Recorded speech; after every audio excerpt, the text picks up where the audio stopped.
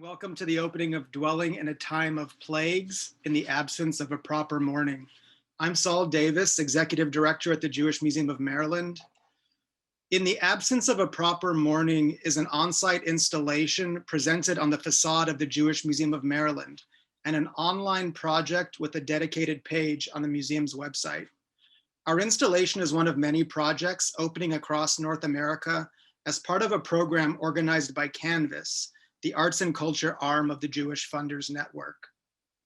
The project pairs Jewish artists and writers with Jewish museums to confront, represent, and provoke questions about modern day plagues. These programs have been organized under the banner of Dwelling in a Time of Plagues, and they're taking place in New York City, San Francisco, Toronto, Portland, Boston, Charlotte, among other cities. In preparing for tonight's program, I was thinking about the word dwelling, and I looked it up in my real life physical hard copy of the Oxford English Dictionary. It took the aid of a magnifying glass and the flashlight on my phone to help me read through the 9 definitions that I found there. And the 5th definition of dwell felt most resonant for our program. It reads, to spend time upon, or linger over in action or thought, to remain with attention fixed, to sustain.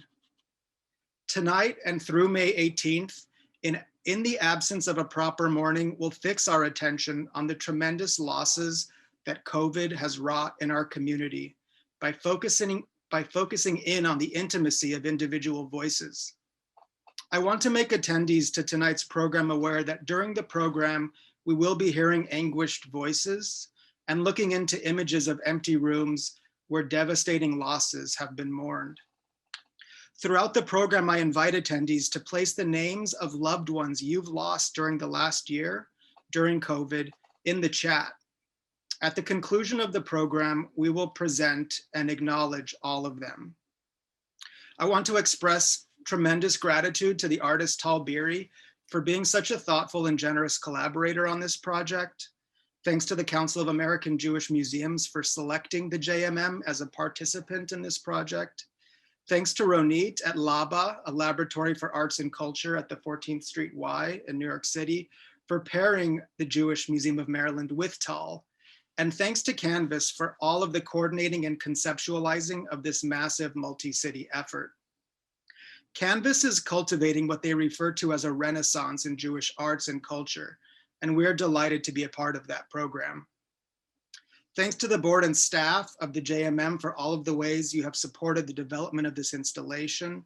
And I want to give special thanks to a vice president of our board of directors, Roberta Greenstein, for connecting us with so many of the participants in this project. And thanks to all of the participants in tonight's program. With that, I will turn it over to Rabbi Ariana Katz of Hinenu, the Baltimore Justice Stiebel, to offer a dedication. Thank you, Saul, and thanks to everyone connected to the Jewish Museum who made the program tonight and the art that will be accessible to those of us in Baltimore and online available in the coming months. So this evening, we are talking about something that I think has been so live in the 1-year anniversary since the beginning of the pandemic.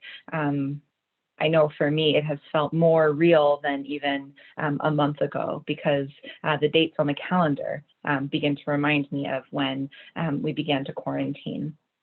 And so it is fitting that tonight we will have some space to explore what it has meant to mourn in isolation, to mourn lives lost from COVID-19 and those we have mourned who have not died from the coronavirus, but we have not been able to gather in community because of the need for quarantining and social distance. And there is something profoundly wrong about that, just indecent about not being able to gather together. And so I'm grateful for art and for the internet and ways that we can still reach out to one another, even though the isolation can be just so devastating. Tonight, we'll be blessed to hear stories of those who have been in situations that might feel similar to our own. That flutter in the stomach when you hear your truth coming out of the mouth of another person. I invite you to be kind and gentle when those flutters make themselves known. Tonight is an opportunity to connect more deeply to our own grief and to bear the grief of others, to help our fellow carry their burden. And I hope that tonight might also be an opportunity to lay down, if even for an hour or so, the full weight of our grief, to instead give us an opportunity to bring the individual pieces of grief that we carry and just lay them down for a moment to build a collective altar, a space that can hold the weight of all that we are carrying. I want to invite you in the chat, if you're interested or able, to share one word that might speak to the grief that you're carrying, one word of the grief that you wish to lay down. We are in the middle of Passover, and during the year, 4 times a year, there is an opportunity to say the Yizkor service, the memorial service. That happens during holidays. It's connected to festivals. And that's because during holy times, during sacred occasions, and during anniversaries, I have come to see that the veil between the living and the dead, that veil is a little bit thinner. That the memory of those who we wish could be near us or who we are calling in and remembering, they're just a little bit closer. And so perhaps in anniversaries, at holidays, we feel the absence of the presence of those we love a little bit more acutely. And so it is fitting that on Passover, we have a chance to mark this time. And I invite you to continue sharing these words with us. Thank you. Some of words of grief that we are laying down here in this space together: nausea, exhaustion. I want to add space for anger and disbelief as we are preparing to hear stories of those who are mourning in isolation. This is a beloved poem, Dirge Without Music, from Edna St. Vincent Millay. And I invite you to keep laying these words of grief down in the chat as I read it. I am not resigned to the shutting away of loving hearts in the hard ground. So it is, and so it will be, for so it has been time out of mind. Into the darkness they go, the wise and the lovely. Crowned with lilies and with laurel they go, but I am not resigned. Lovers and thinkers into the earth with you. Be one with the dull, the indiscriminate dust. A fragment of what you felt, of what you knew. A formula, a phrase remains, but the best is lost. The answers quick and keen, the honest look, the laughter, the love, they are gone. They are gone to feed the roses. Elegant and curled is the blossom. Fragrant is the blossom. I know, but I do not approve. More precious was the light in your eyes than all the roses in the world. Down, down, down into the darkness of the grave, gently they go, the beautiful, the tender, the kind. Quietly they go, the intelligent, the witty, the brave. I know, but I do not approve, and I am not resigned. Tonight is a chance to come together, like at the Yizkor service, like the ways in which our mourning has been changed and taken away from us this year. We have a chance tonight to mark grief in community. At the Yizkor service, we make our mourning explicit. And tonight we have a chance to witness the grief of others. It's an invitation as the program closes and we move back into our lives to reach out to one another, to allow our grief to continue to transform, that it might be present, but perhaps not weigh as solitary and heavy. May it be so. May we be connected to those who we have loved and lost in our grief. And may we be connected more deeply to one another as we tell stories of this time and of our loss. We have a chance now to begin to hear in the film voices of those who are currently featured in the installation.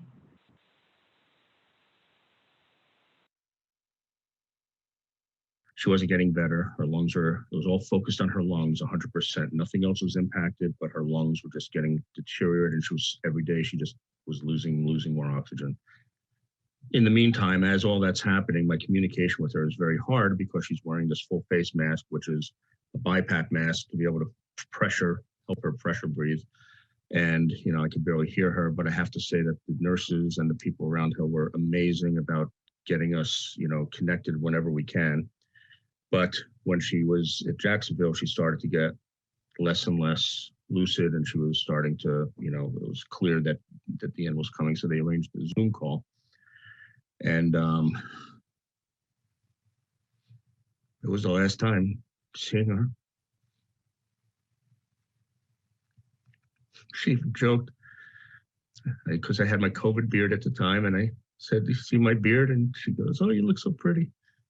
And then we were just talking to the nurses about her, what we're going to do. And my sister literally raised her hand. She says, "Oh, I'm not gone yet." But she was. And that was the last time I spoke to her or saw her. I did have a FaceTime call with her that Friday. And, you know, I said to her in the call, "You have COVID, but you got to fight this because I want to see you again." And, you know, I figured once I got vaccinated, which hasn't happened yet, they might be opening things up and allowing us to come back and see her. So, you know, it's not that she understood anything, but I did say that to her as part of the call. And that was the last time I talked to her. You know, we did our normal songs and Shema and that kind of thing. The chaplain had gone in to see her around 10 o'clock in the morning. And I guess he didn't like what he saw. And he had called over to the hospice and said, "You need to get the nurse here sooner rather than later." And by the time she got there, my mother had died. So there was no goodbye. So, I mean, that's the thing that really hurts the most, is that there was just no final goodbye.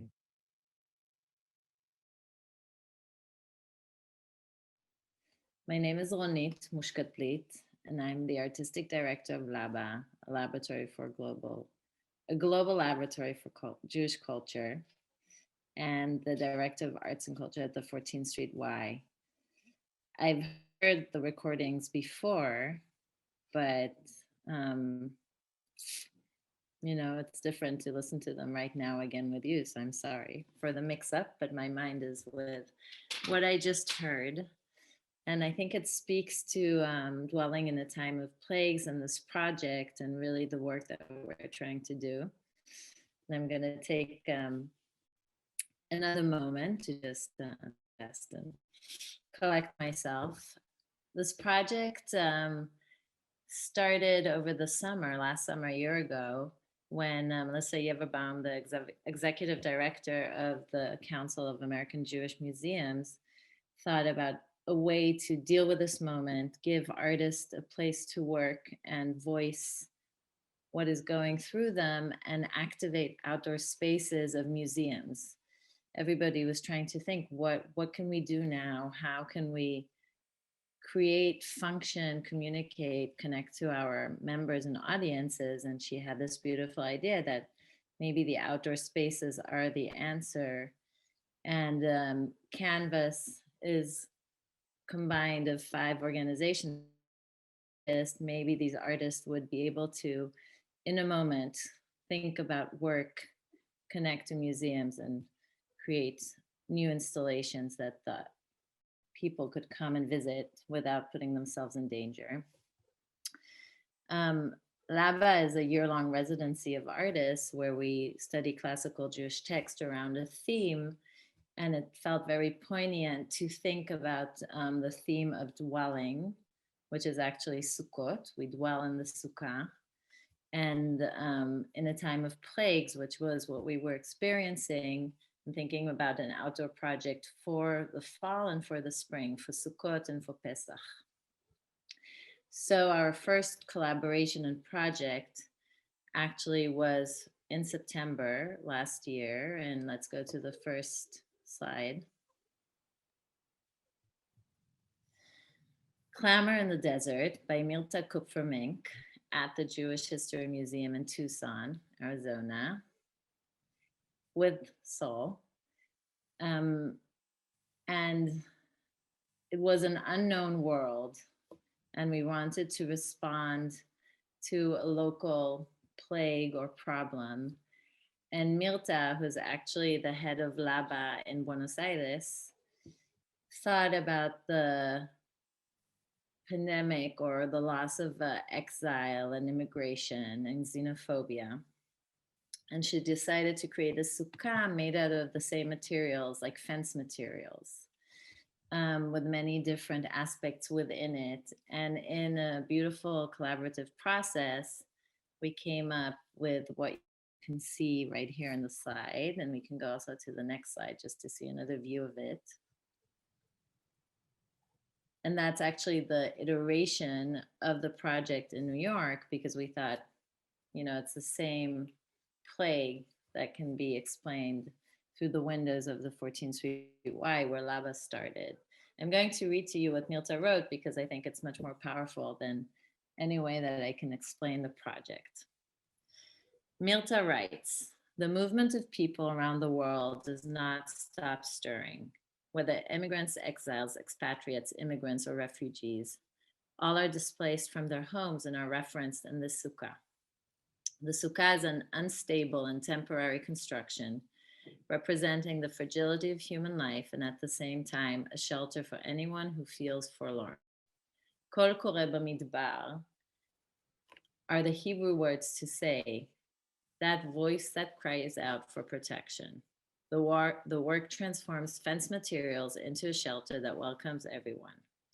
The same material that is used to build limitation and separation are used in this habitable installation to build a celebration, a shelter that receives humanity as a whole. Humanity is represented on the walls of the sukkah as they are filled with printed images of eyes through participatory collective action. The visitors, who it turned out couldn't even enter the outdoor space, were invited to hang prints of their eyes on the installation. And in the installation, there were mirrors that reflected all of those eyes bearing witness. In the time of our current plague, although our mouths are covered with protective masks, our voices and our eyes continue to claim justice together. So that was our first collaboration iteration of this project. And then we started to think about Passover, Pesach, about the plague part of the project. So we can go to the next image. And we will hear much more about the piece that we just witnessed in the video that's at the museum. But we also did a second iteration by another artist, a Laba artist named Maya Charuki. This place has a body, which is an installation that is on the back of the 14th Street Y and also in Times Square. And Maya talks a lot about loss and change in space, that everything around us has transformed and is changing in this moment from the past. I'll read to you also what Maya says about the work. New York City is a city in constant flux and a place of ghosts. We live in apartments that house countless generations of individuals and families. New buildings rise on top of the foundations of what came before, and long familiar businesses open and close overnight. Now, during the COVID-19 pandemic, this flux is more rapid and the scale of loss so immense, we barely have time to comprehend its breadth. combining decorative details that adorn the walls and ceilings of now vanished wooden synagogues. Her dancing body and the unicorn, an ancient symbol of death and rebirth. Maya's mural project and video installation, This Place as a Body, creates new fantastical spaces out of the residue of loss. Can we see the next slide? So Maya created a beautiful mural on the back of the 14th Street Y, which housed a unicorn, and created this video installation. And in that way, also marking the space that the work was created and bringing it outdoors to the public, which is a way that in this moment we can create conversation and deep meaning around the themes that we are doing. So that was a little bit about dwelling and our collaboration and bringing the Laba artist into conversation about these pieces. And I would like to invite Sol and Tal, who is an artist and curator of this piece, into the conversation. So we can think a little bit deeper together about this moment and the work that you just experienced, and that totally shook my concentration in my presentation. I think around October, I reached out to Tal and I thought okay, we need to think about creating a new work outdoors that speaks about the pandemic and really deals about Passover and plagues. What do you want to make? We had a long conversation. I thought maybe Tal can talk a little bit about the process until we met with Sol in January to bring it to life. You know, what your longing was and your thoughts until the moment where it was concretized with Sol and became an even better project, maybe. Yeah, I've heard these interviews a few times, and it really shook me to see the recording as it was just shown to us all. You know, it's funny, like maybe it's not funny, but I think this actually is probably the greatest lesson from this whole project for me, is that the feeling that I have after all of this is just a profound sense of gratitude for all the people who participated in the project. Some of whom, by the way, are watching this call right now. So I think it's just kind of important to keep in mind that,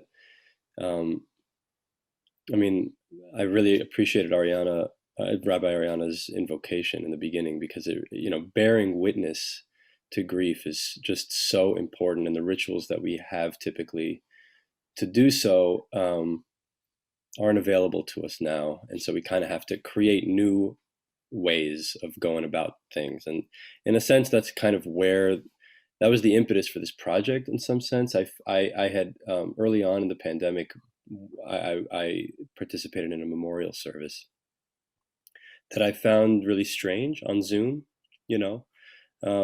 and I had, obviously I'd sat Shiva before, and mourned, but I felt like I needed to understand what embrace meant, what closeness meant, proximity, intimacy was during times of social distancing. And so this project evolved from, I guess, conversations around that, and my questions around that. In terms of the process, I had originally been thinking about how do we create architectures that enable people to actually get close to one another. And I'd sent all sorts of proposals to Ronit. I was like, maybe we can do this, maybe we could do that. And then finally, when we got in touch with Sol and we decided that we were going to move forward with the Jewish Museum of Maryland, I was looking specifically at the historic synagogue and thinking about the architecture there, how we call attention to certain architectural elements, how we create architectures of care. Quite literally, how we create a built environment that supports our abilities to support each other. And when it became clear that it was unlikely that we would be able to use the historic synagogue just because of the time frame and the need to get assurances from, I guess, the city, we found another site which I think is actually even better. I mean, I think what we've done is create a kind of permeable facade. We've created portals into the homes of grieving neighbors, and I almost feel like these are also images of invitation. You know, the empty chair in these images, they're almost invitations to come and sit with. And by far, that's the most. I think that's the most compelling reason to do this project. And the thing that I would want people to gain from this project is the ability, the desire, the courage, perhaps, to sit with other friends and neighbors who are grieving now in isolation. That was a lot. Did I answer your question? Yeah. Okay. All the questions. Okay. I was trying to create the timeline. I was building. Right. Okay. And then we came to Saul at the beginning of January, and Saul had just moved and started his new job, leading the museum. What compelled you to, co-create with us in this crazy timeline and moment, and it being maybe your first overture in the museum? Yeah, I mean, I felt a real urgency to do something responding to community needs, and there was that sense of urgency on the one hand, but not knowing exactly what community needs to respond to, since there are so many at this time. And I also just felt safe and really compelled to collaborate with you again, Ronit, because we had such a great experience working together during Sukkot. And I learned, I mean, one of the, some of the major lessons I've learned about museum work under these conditions were learned through dwelling in a time of plagues, the Sukkot round, and the collaboration with you and Mirta. So that made the decision, feel like a safe one, because we have a working relationship, and you had already been talking about Tal since late 2020 with me. I'm really invested in building relationships, and I thought this was an opportunity to build relationships and build trust, which was very challenging. I mean, we had a short timeline, and we had to connect with people who would be willing to share the most intimate, sensitive experiences. So I just want to echo Tal's gratitude to everyone who's been willing to participate and build those relationships with the museum and extend themselves into this greater process of, moving the grief out from these spaces of isolation and into areas of collective care and mutual care. And in terms of building relationships and building trust, I hope people who are attending tonight will have some trust in the care that we're taking of this very delicate material. And I just wanted to extend the invitation once again for all of the attendees to drop names in the chat if you feel compelled to share the name of a loved one who you've lost during the last year. We're going to present those and acknowledge all of those people at the end of tonight's program.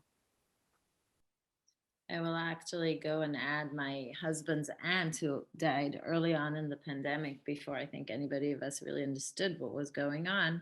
And I feel this time has put us all in a much more personal space in our work, even in the Zoom conversations. We are in each other's lives. And I think the collaboration and the conversation between the two of you really put Tal into a project that is very personal and emotional, where you really, in those conversations, are exposed to the most intimate moments of grief. Do you want to talk a little bit more about the experience and how you've been dealing with it? Oh, me? Well, first, I want to say that Saul was a really critical part of even the conceptualization of this project. And you know, he's coming into his role really trying to build bridges with within the Jewish community, and then also from the Jewish Museum of Maryland into non-Jewish spaces, and that was really inspirational for me. He also um, was the one, I think, who first proposed doing something in the archways that we're using for the project. So he's kind of been very critical to this project. And I see, Saul, I see you as a kind of core collaborator here, a creative collaborator, and it's wonderful to have you being such an important part of this project. As for me, I have to say I did a majority of the interviews between March 5th and March 12th. And that was a really hard week for me. But again, I mean, I can't even tell you. It was the grief that I was feeling with, you know, was so much counterbalanced by the gratitude that I felt being let in. It was a very good feeling. I really did feel like the people who participated in this project put their trust in me. And I felt too that by being a stranger and asking them, you know, I asked two questions in each of the interviews. I asked, what was it like to say goodbye? And how are you doing now? How are you feeling now? And I really just kind of let folks talk. And I think by simply being there and bearing witness, and allowing them to tell their story again, without them perhaps feeling like they were burdening me with their story, or you know, I got some really nice notes from some of the participants after these interviews, because I think a lot of folks don't have the opportunity to tell their story enough.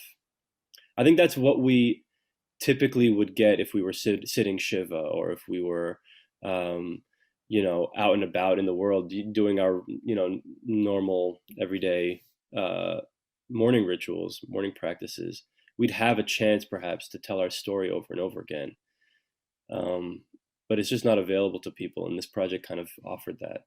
So yeah, it was a very challenging set of interviews for me. And I'm not trained as a social worker, you know, or as you know, it was a lot to absorb. But it felt like the right thing to be doing right now. Yeah, I think as an artist and as a museum, it is our place to actually create work that makes us think and connects emotionally immediately. And in this moment, we need it more than ever. Another participant in this project was Rebecca Sofer, who's a writer and the creator of a website called Modern Loss. And in your collaboration, she was really another voice helping you deal and cope with this moment and guiding you through this. Oh yeah, absolutely, Ronit. I mean, if it wasn't for Rebecca, Rebecca and I had a WhatsApp chat, and the contents of that chat, by the way, are published on the Jewish Book Council's website. So, and along with an essay that Rebecca wrote about the project. So, if you don't mind, if someone can put that in the chat, that would be awesome. Yeah, they're great. And she was so helpful, you know, and it's a great chat. It really, you know, it really kind of illustrates the arc of my experience. And you know, the last interview that I did so far was an interview with a Baptist pastor who really helped me understand what faith leaders have been going through during this time, and how, you know, they've been doing the work that I just did for that 1 week. You know, they've been doing it for this whole year. And not just faith leaders, of course. It's also the nursing home staff and nurses and doctors, and you know, it's just a tremendous amount of caring that's been going on. So, last question to you. How do you see the museum? Becca calls it there's going to be a grief panic after. how do you see the museum take on a leadership or a caring role here, even with this project, or, being a place that can connect to people? Yeah, I think some of it is really kind of turning some of the traditional roles of a museum on their head in a way. Museums are often the speaker and the teller, and I think now is a time to listen, and to provide the museum as a platform for these stories to be shared. Rabbi Ariana mentioned witnessing, and I think this is a great example.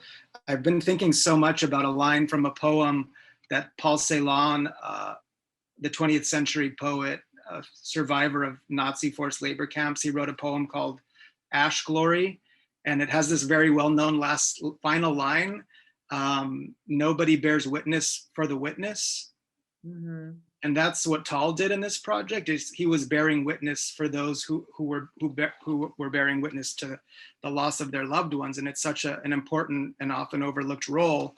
And I think that is a position that the museum can hold and really kind of embrace that poetics of Paul Celan. So there's the listening. There's a lot to learn right now from our community. So taking cues from the community needs. And I also think of the museum as a place to help us imagine a better future, a more abundant future. And our museum is one that can really draw on the lessons of the past and stories of the past to help inspire the future that will be after COVID.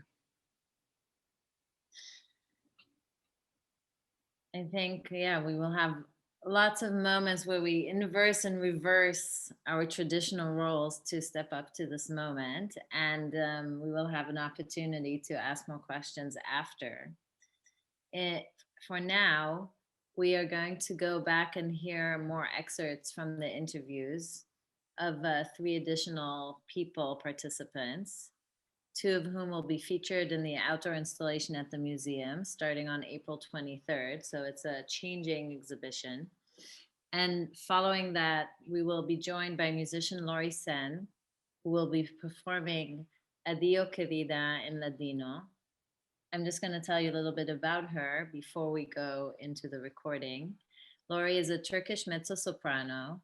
She's known for her versatility in many vocal genres, including opera, art, song, musical theater, and jazz, as well as her teaching and research interests in vocal literature, voice pedagogy, and voice science.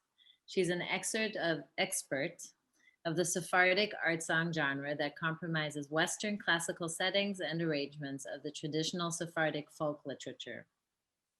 The piece Laurie will perform, Adio Querida, is a farewell to the loved one. Those who are familiar with Verdi's La Traviata may find similarities between Adio Querida and the aria Adio del Passato, although some suggest that Verdi may have been inspired by this beautiful Sephardic song. It is quite the opposite. A portion of the Sephardic song repertoire can be traced back to the medieval times.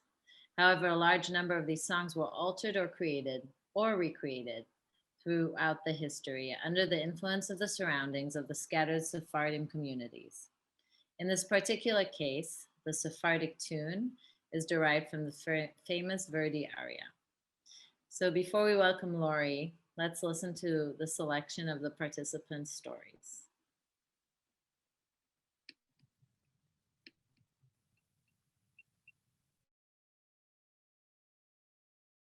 I just felt loss.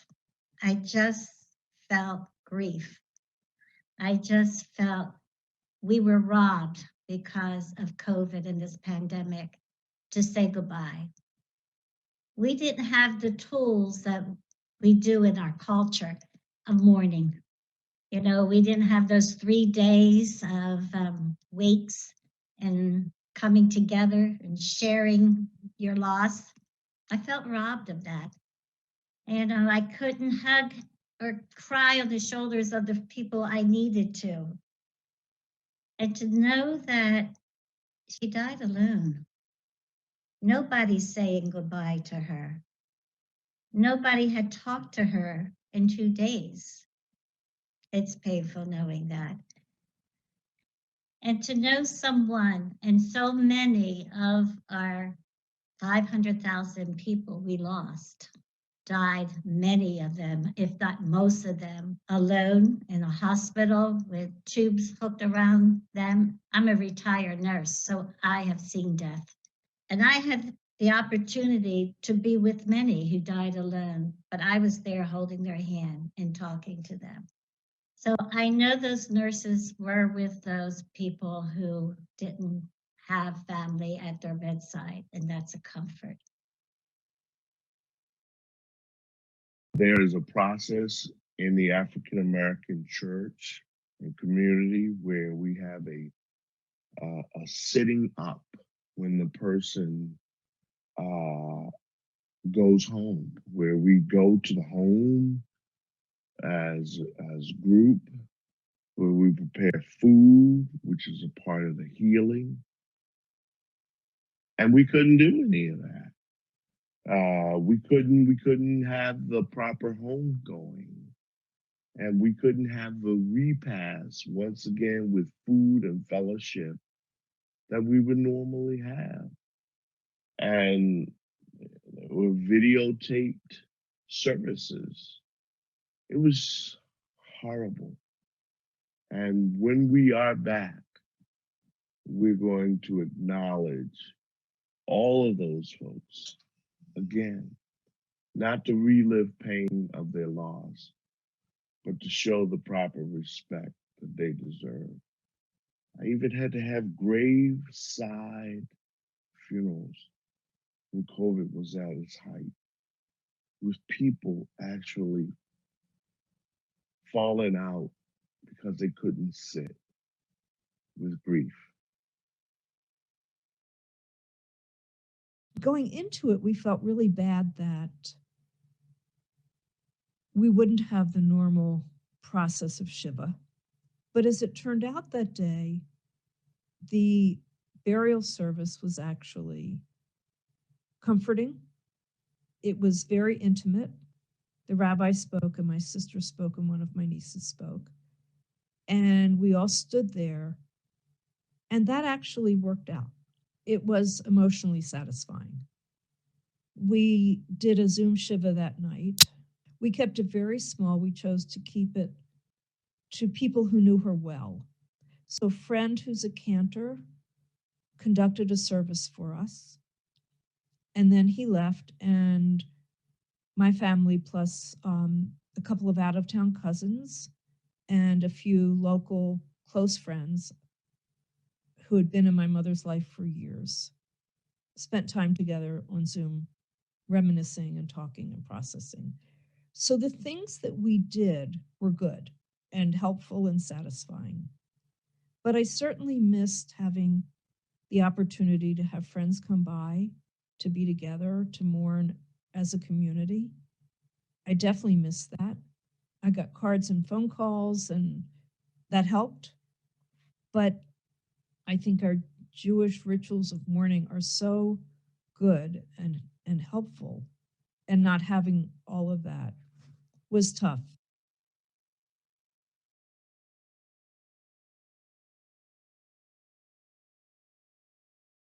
Padre, quando te parió, y te quitó el mundo, corazón ya no te dio para amar segundo,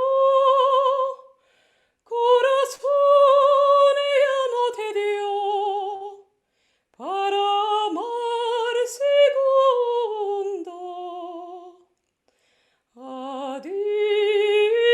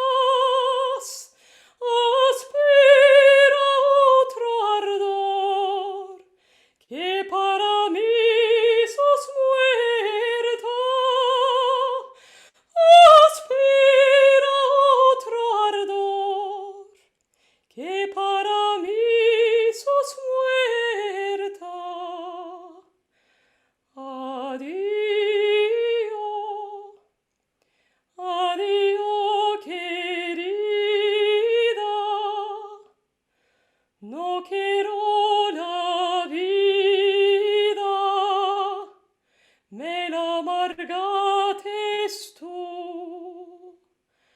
Addio, addio querida, no quiero la vida, me la amargates tú. Thank you. That was really beautiful. Lori was joining us from Turkey and also mentioned that Ronit is joining from Tel Aviv. We're going to transition into a Q&A now and give everyone in the audience a chance to ask your questions to Tal, Ronit, and myself. Let's see, I think there's one question here already. I'll read this question now. The question is, I'd love to hear if the different venues participating in this portion of the dwelling project have found any unexpected convergences or harmonies as the various artworks have opened. That may Ronit, perhaps, or Tal. I know you were both at the North American opening last week. Anything come nothing especially comes to mind. I think that that there's a really great framing around the project in general. And I think, Saul, something that you said when we were speaking earlier today, I think even, that the wonderful thing about doing it during Passover is that really we're compelled to make relevant the story of Passover, and the plagues really have to be present for us. And so each of the artists picked a plague to work on,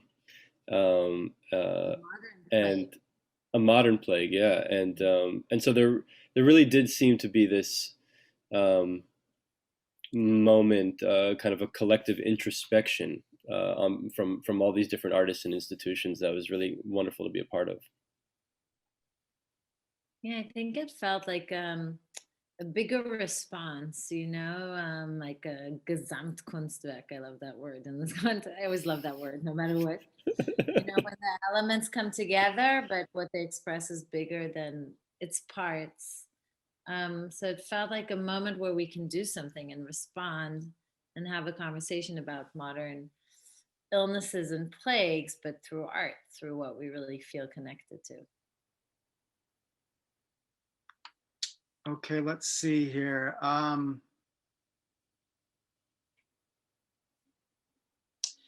Yeah, so there's a question about the recording. The link to the recording will be on the museum's website, I believe, and our tech hosts can put that in the chat just to confirm. So you should be able to find that on the Jewish Museum's website soon. There's also a question about how we plan to use this project to further work in building ties with the community, Jewish and non-Jewish. I guess that might be for me. Go for it. I mean, this is a process of collaboration, of building trust, of showing great care for this very delicate material that we've been entrusted with. And it really ties into a question. I can turn my answer into the next question. And I think it'll be our last question, which is, we don't know what's going to happen with this project. I mean, it's a durational project. It'll close on May 18th. And I've heard mourning described as a process that we enter into that will be transformative. Mourning will transform us in ways we can't predict, and it has no clear timeline or duration. This project does have a duration. We can't predict what it will do or how it will transform us.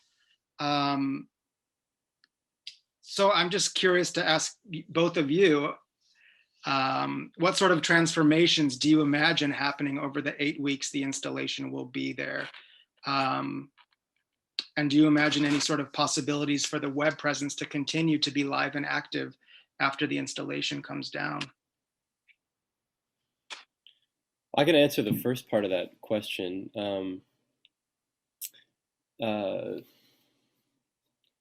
I would love for, so just to be clear, and this kind of is responding to one of the questions in the Q&A that we haven't answered, that under each of the arches there is an outdoor speaker that is playing the audio, an 5 to 8 minute audio excerpt from the interview with the person that is related to the image that you're seeing in front of you.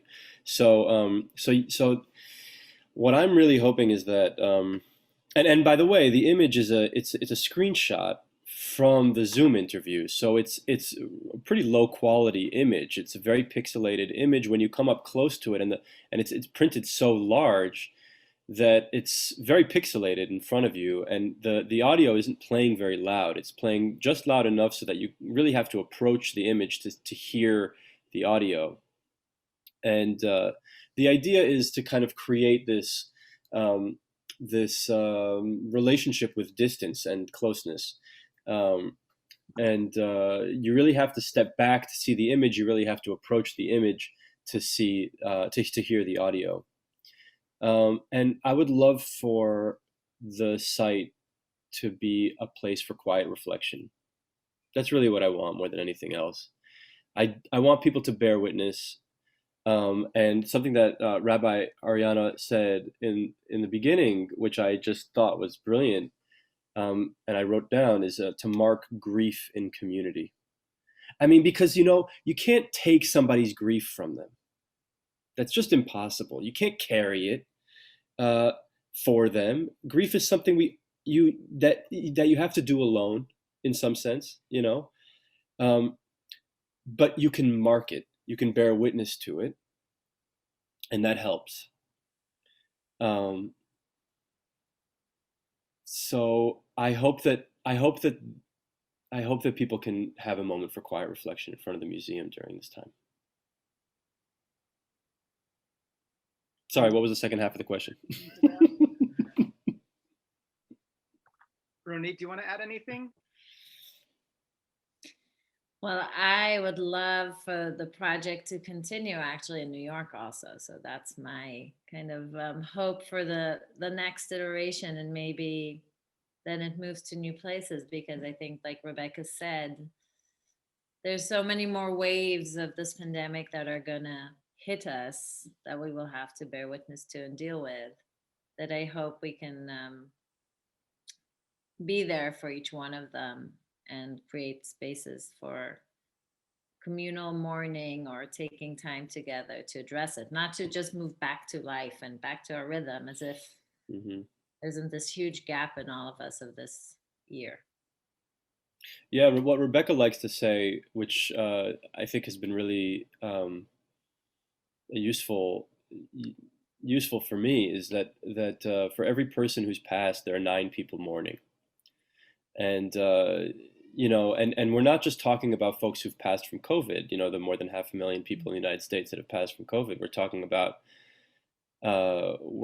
folks who've passed from non-COVID related things where social distancing really prevented people from doing the rituals that they would otherwise do. One person in the chat also reminded us that. She writes, I've experienced at often frustrating distance of several hundred miles the slipping away of my elderly mother's mind. And she thankfully remains physically here, but living in isolation. She's not the woman she was before all this lockdown. And so in other words, I think people have had to mourn losses, different kinds of losses that where grief certainly does play a role. So it's important for us to understand how we can support each other, how we can mark grief as a community, how we can bear witness.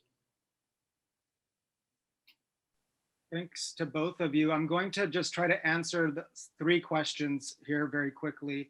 One is about signage at the installation, and there is some interpretive text there that explains what people are either intentionally arriving at or happening upon. There's a question about Jewish rituals. And we are hoping to have a program, and this goes back to the earlier question about building relationships within the Jewish community and beyond the Jewish community. We hope to have a program within this, the time frame of this installation, that will bring clergy from across different faith traditions to share different rituals of mourning across those traditions as part of this project and bring those communities together around some understanding. I also think that, you know, one hope is that we build some communities of care. So we also, and I know some of the participants are on the call, we hope to bring in a very intimate, maybe not even a public, but a private program during the installation, all of the participants together to be in dialogue with one another. And the installation is on view 24 hours a day, 7 days a week. It's outside of the museum. So you pull up in front of the museum on Lloyd Street and the installation is there. There are currently 8 people that have been interviewed, and there's the potential of a few more being added before the project closes. Okay. So with that, I'm going to bring us to a close. And I just wanted to, another text I've been thinking about, it was written by a woman named Rachel Auerbach, who was a survivor of the Warsaw Ghetto. And I know I'm making a second sort of reference to the Shoah. And this is, we're not experiencing a genocide, but we are experiencing a global cataclysm. And I've thought about that also with the act of bearing witness. But Rachel Auerbach wrote a piece called Yizkor 1943 in the fall of 1943 after the Warsaw Ghetto uprising and the destruction of that ghetto. And in this beautiful lamentation that she wrote, she says, she's sort of meditating on Yizkor, and she says that we say Yizkor 4 times a year, but in Warsaw at the end of 1943, we need to say Yizkor 4 times a day. And I've just been reminded of that thought throughout this project, but even, you know, throughout the entire experience of this pandemic. Yizkor 1943, Rachel Auerbach. Okay, so with that, we're going to bring the program to a close. Thanks again to all of the participants in tonight's program. Thanks to everyone for attending. I'll note again that we will be changing the panels on the installation and the voices represented at the on-site installation on April 23rd. Also, resources for those grieving and looking for support will be provided in the chat. So I hope you stick around to receive those resources. They're also on the installation's webpage, so you can find those there as well. And with that, I want to wish everyone a continued meaningful Passover. Take good care and good night.